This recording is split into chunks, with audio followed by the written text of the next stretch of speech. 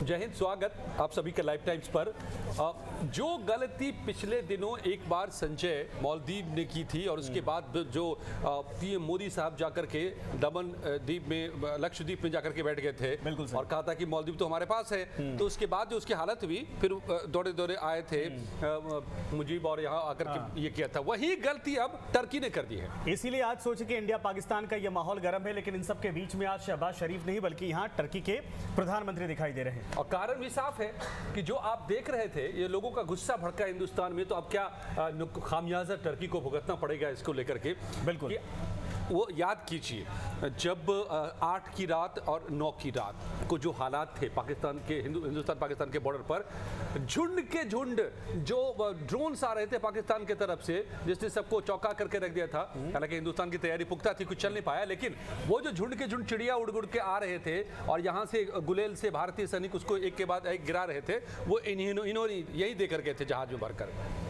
अब सोचिए, अब मैं बताता हूं, वो तो जो इनके ड्रोन्स थे उसकी तो धज्जियां उड़ा दी भारतीय सेना ने, लेकिन कितना गद्दार मुल्क है टर्की, तुर्की कि भूकंप की वो तस्वीरें जिस दौरान आधा टर्की एक तरह से कहा जाए तबाह हो गया था, बड़ी बड़ी इमारतें जमींदोज हो गई थी, उस दौरान भारत की तरफ से ऑपरेशन था, एक सबसे पहला मुल्क था भारत बिल्कुल पहुंचने वाला, मतलब ऑपरेशन दोस्त। अब सोचिए, दोस्त के पीठ में छुरा घोंपने वाला ये मुल्क आज दुनिया में जिस तरीके से बेनकाब होता दिख रहा है, ये तो अभी शुरुआत है।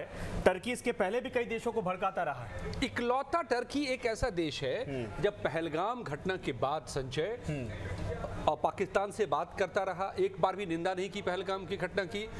जब ये पहलगाम की घटना हुई उस वक्त भी शहबाज शरीफ टर्की में ही थे भाई साहब, टर्की में ही थे, बिल्कुल सही। और दोनों की इतनी ठंडी रही, और पहलगाम के बाद जब हालात टेंस होने लगे तो ये उसके बाद जहाज में भर भर के वहां से ड्रोन ये भेजने लगे।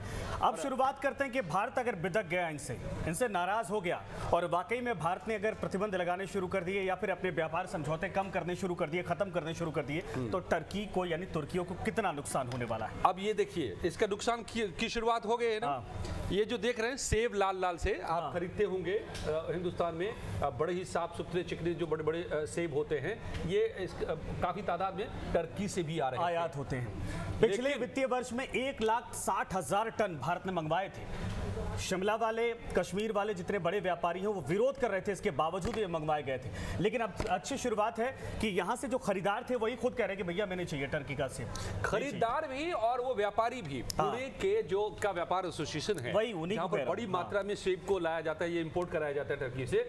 उन्होंने कल ही ऐलान कर दिया कि भैया अब टर्की का सेब हम नहीं मंगाए, बाइकआउट करो बोल दिया। और लोग भी जो खरीद रहे थे, बेहतर क्वालिटी अच्छी होती है और बड़ा सेब होता है, वहाँ का जो एटमॉस्फेयर है उसके हिसाब से, तो उसको, लेकिन लोगों ने कहा कि नहीं, हम खा लेंगे अपने कश्मीर का सेब, खा लेंगे अपने, हम उत्तराखंड का सेब खा लेंगे, हिमाचल का सेब खाएंगे, भाई कहीं और से मंगा लेंगे, ईरान से मंगा लेंगे, टर्की से नहीं चाहिए, टर्की से नहीं चाहिए हमको सेब।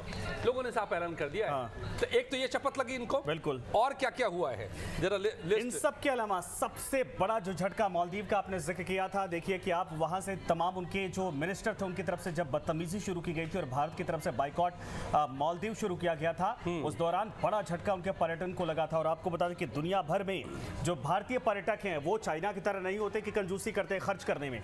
और मालदीव को लेकर आपको बता दें कि 2023 में 2,74,000 पर्यटक गए थे मालदीव में, 2024 में 3,50,000, 3.5 लाख पर्यटक गए थे। और मालदीव को यह उम्मीद थी कि इस साल वित्तीय वर्ष 2025 में $300 मिलियन की उम्मीद भारत के पर्यटकों से कमाने की थी, जिसको और ऐसे ही अब टर्की की बात कर लें। आप तो ये मालदीव का आंकड़ा दे रहे थे, नहीं, ये टर्की का आंकड़ा 2 लाख करीब 70,000 के आसपास जो है वहां पर लोग अभी गए थे पिछले दिनों, तो मतलब 3 लाख के आसपास, 3.5 लाख तक पहुंच गया था ये आंकड़ा आते 25 में या 4 लाख प्लस होने की अनुमान था।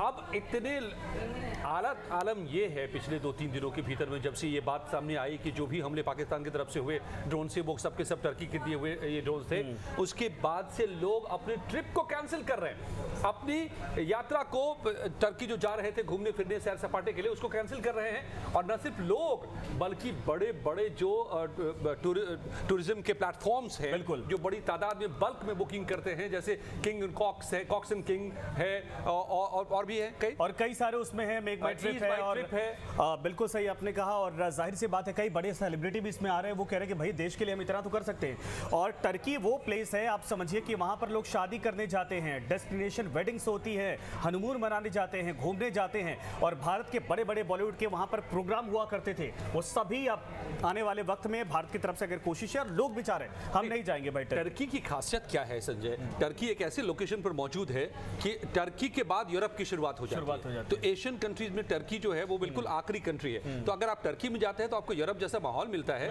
और एशिया जैसा खाना पीना मिल जाता है। तो ये बड़ा ही कॉम्बिनेशन है वहां पर इस तरह का। तो भारतीय के लिए और दुनिया के कई देशों के लिए और खास करके एशियन कंट्रीज के लिए बड़ा ही अच्छा डेस्टिनेशन वो रहा है।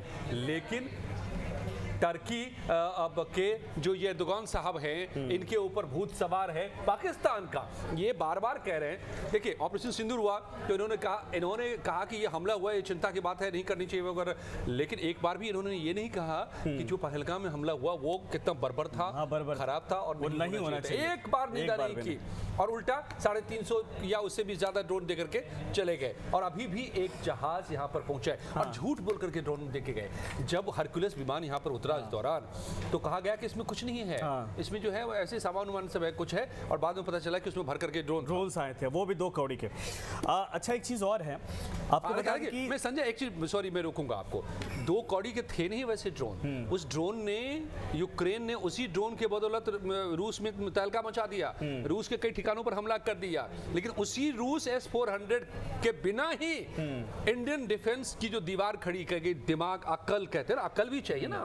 बंदूक आप बंदर के हाथ में दे देंगे थोड़ा ना चला लेगा बंदूक। तो अब इंडिया ने एक ड्रोन को तबाह कर दिया, लेकिन उसी ड्रोन से यूक्रेन ने पसीना छुड़ाया है रशिया का और भी देशों में इसका इस्तेमाल हुआ है कामयाबी से। लेकिन वो भी तो खुश हो गया ना, भारतीय सेना अगर पटाखों की तरह उनको दाग रही तो हमारे लिए दिवाली हो गई थी। एग्जैक्टली ठीक है, दिवाली का पटाखे थे। एक चीज और है आपको बता दें कि 2025 का जो तुर्की का भारत के साथ व्यापार था वो दरअसल $20 बिलियन का इस बार लक्ष्य था। अब सोचिए कि भारत की तरफ से लगभग मुझे लग रहा है कि इसके बाद बड़ा फैसला लिया जा सकता है कि तुर्की के साथ सारे जितने व्यापारिक संबंध है वो तोड़ दिए जाए। एक झटके में $20 बिलियन का ये झटका लगने वाला है, तबाही एक तरह से नुकसान होने वाला है तुर्कियों को। इसके बाद जो छिटफुट होता है अलग अलग तरीके से होते हैं वो तो व्यापार रोके ही जाएंगे। साथ में जो इनका सहयोग करने वाला है, खबर ये भी है कि उनके साथ भी व्यापारिक संबंधों को न्यूट्रलाइज या फिर जाके कम करने को लेकर भारत की तरफ से कोशिश की जा रही है। यानी ये जो कूटनीतिक तौर पर तुर्की से युद्ध नहीं करना हमें है, लेकिन अगर दुश्मन का सहयोग करोगे, दुश्मन का दुश्मन भाई, दुश्मन का अगर दोस्त है तो हमारा दुश्मन ही होगा, है ना? बिल्कुल ये कहानी है। बिल्कुल, तो वो शुरुआत हो गई है, तो वो हो गई है। और देखिए अभी तक सरकार के स्तर पर बहुत बड़े कदम नहीं उठाए गए हैं, कूटनीतिक कदम या कहें तो या गवर्नमेंट के लेवल पे नहीं। ये लोगों का रिएक्शन है। वहां से जो मार्बल आ रहा था उस पर भी अब लोगों ने ये कर दिया कि हम मार्बल इस्तेमाल नहीं करेंगे टर्की का। एप्पल का हमने आपको बता ही दिया, लोग घूमने जा रहे थे उस पर बता ही दिया। अब सरकार ने भी कुछ कदम उठाए हैं, सरकारी स्तर पर भी नाराजगी आ रही है सामने। भारत सरकार ने तुर्की के रवैये पर नाराजगी जताया है। तुर्की को लेकर के जो वहाँ की जो ब्रॉडकास्ट है उस पर उसके ट्विटर पर बैन लगा है। मैंने भारत ने जो तुर्की का ब्रॉडकास्ट TRT वर्ड उसके एक्स पर बैन लगा दिया है, भारत ने ब्लॉक किया है।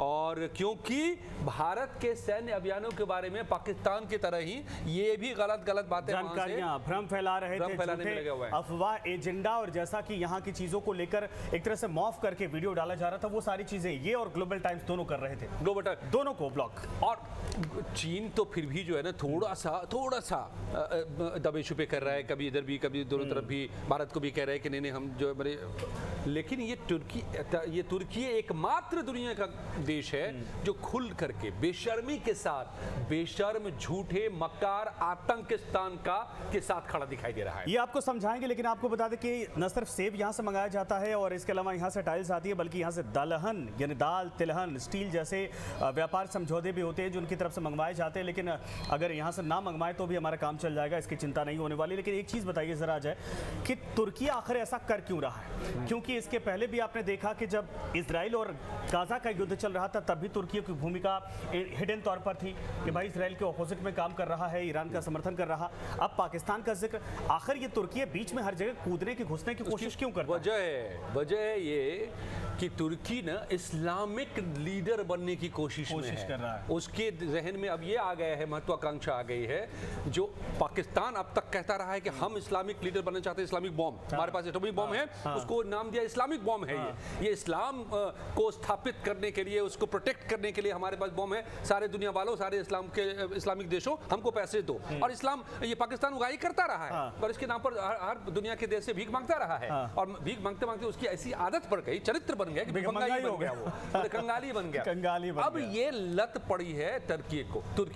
तुर्की कह रहा है, वो उसकी महत्वाकांक्षा जगी कि वो इस्लामिक देशों का सिरमौर बने। और इसी चक्कर में ये पाकिस्तान के साथ मिलकर के और ये कोशिश। तो फिर ईरान का क्या होने वाला है अगर ये तुर्की कर रहा है? जाहिर सी बात है कि अभी तो उसकी भी सांसें आधी दबी हुई हैं। यही महत्वाकांक्षा ईरान की रही है, ठीक है। तो इसलिए ईरान तो होगा ये एक मतलब बड़े सेना के अधिकारी हैं, स्टेशन हमारे जो है भारत में जो ये हैं ब्रिगेडियर रैंक के अधिकारी हैं, वो सर्विंग हैं। उनसे बात हो रही थी मेरी, तो उन्होंने कहा कि ये जो है ना, ये सारे देश जिनकी हम बात कर रहे हैं, इनकी फितरत है लड़ना।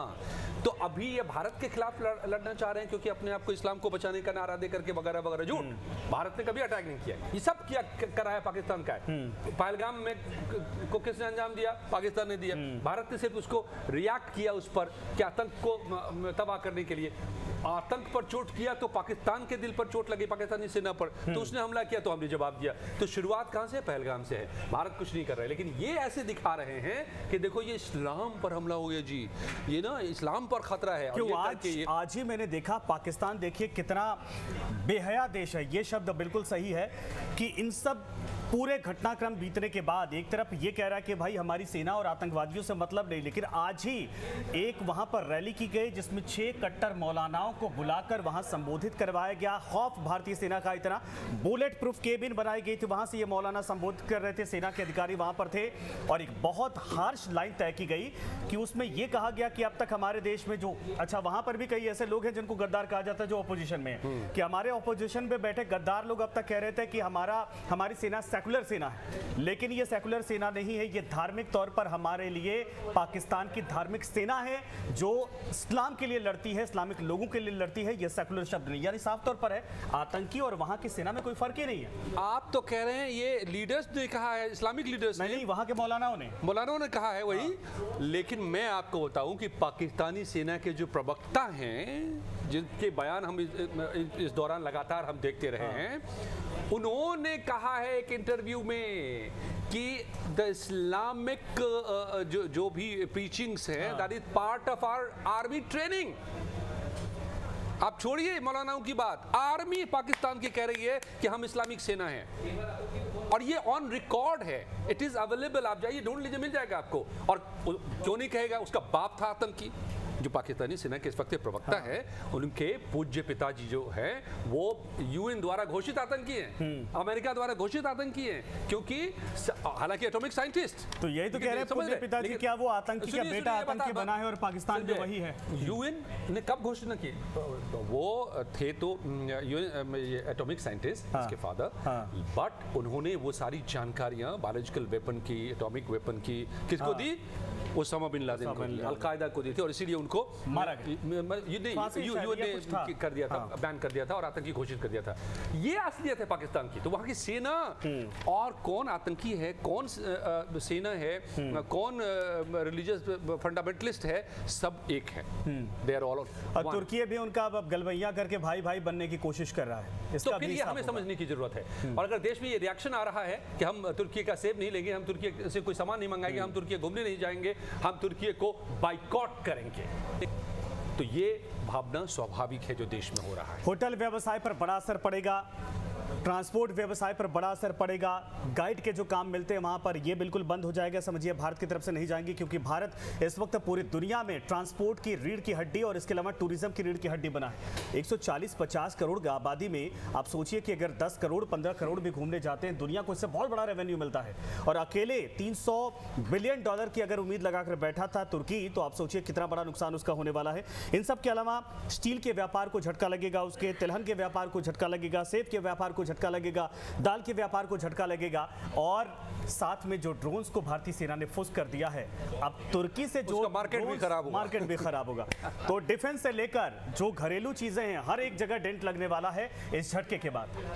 तो कैसा लगा आपको ये जनता का? अभी तक गवर्नमेंट ने कोई एक्शन नहीं लिया है सीधे सीधे, लेकिन पब्लिक का जो ये रिएक्शन है और ये जो बाइकॉट का नारा है, और इस पर कई नेताओं ने, चाहे प्रियंका चतुर्वेदी हो, कई एक्ट्रेस, कई लीडर्स, बीजेपी के लीडर्स हो, सब ने इसको ट्वीट को रिपोस्ट किया है। एक कल चिट्ठी भी सर्कुलेट कर रही थी जिसमें वहां से कहा गया था टर्की के टूरिज्म डिपार्टमेंट की तरफ से कि यहाँ पर सब कुछ ठीक है, आप आइए।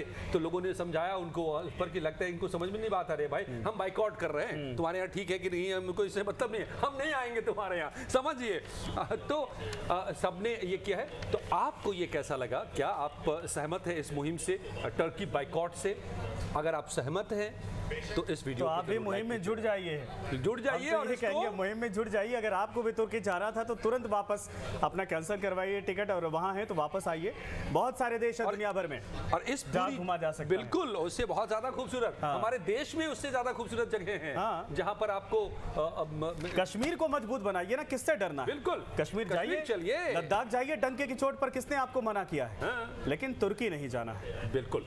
तो और इस वीडियो को अगर आप इससे सहमत हैं तो वीडियो को ज्यादा से ज्यादा लोगों तक शेयर कीजिए, लाइक कीजिए और शेयर कीजिए, और चैनल को भी सब्सक्राइब कीजिए। धन्यवाद।